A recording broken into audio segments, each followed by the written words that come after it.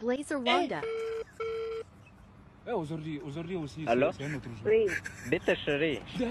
Gashirira amenyo wa mbwa we. Akosho ni iki cyakurakaje koko ku buryo urakara bigeze aha ngaha? Umva iki ntumbwire wanjyegereye wa mbwa we ukora ibyo ukora nurangiza ugenda umbeshye nk'amafaranga urayohereza wa mbwa we y'umurizo mubi uyahagarikisha ubutubuzi bwawe. Uzakishamo intambara yabaye wakimaga ugugunyiriza kubera iki koko? Iyo ukima neza byari kugutwara iki?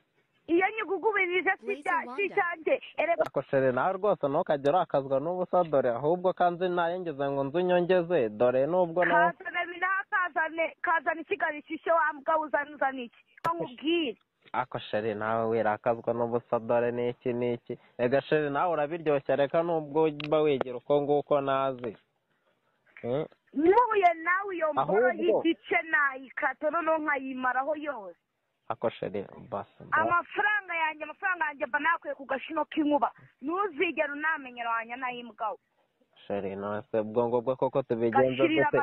Rega nanjye rega ntago aba ari njyewe nta kuntu waha umuntu igitubu kigugunyiriza kuriya ngo akwishyure neza. Igituba ni icyanjye ikintu cyatumye nyigungubiriza nasanze mbora ari igice itamagije bituma nyigwa n'inkuba. Nose nicyo cyatuma unyima kuriya uriya mumotari si ibiceri yaguhaga njye so ntabwo nari kuguha amafaranga nk'ayo yaguhaga.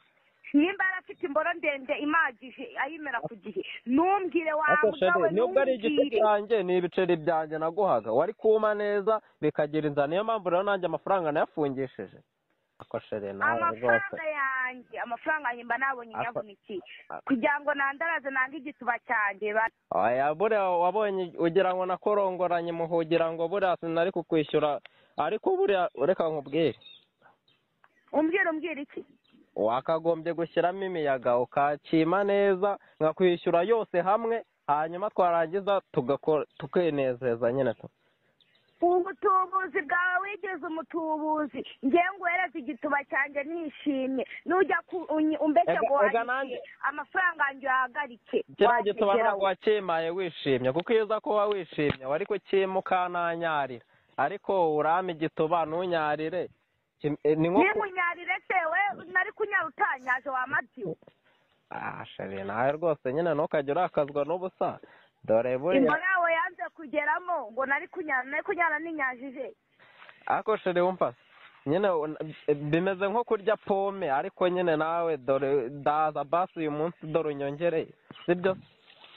Reka nkubwire ntugire ngo nuriya mukobwa warongoye ukamujyana by'amafaranga yanjye azaguhagama. Nakubwiye ngo mba nakwiye ku gashino k'inkuba nta mikino mu mafaranga yanjye. Hoya uriya ni igicucu yari afite sida y'imisaraba ine niyo mpamvu namwambuye ariko wowe rwose ubwo nanjye umusida wawe uzanye urumva ushaka kundongora nanjye ngo unsige. Reka nkubwire wigize umutubuzi amafaranga urambeshya ngo wayohereje wanjye nayimbwa we. Ariko sheri nayo nayohereje nuko wanyimye keya ubu si ubu gusohoka imboro ireshya umusozi ngo warongoye wakwishyura koko nanjye niyo mpamvu nayishubije rega buriya.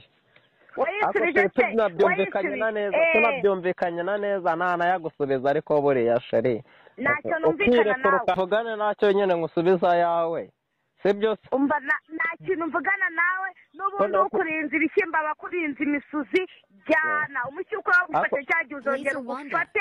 Ariko sheri nawe wakamaye wiswerera n'ubundi dore ugiha n'abandi bose. Subscribe to Blazer Wanda. Alo.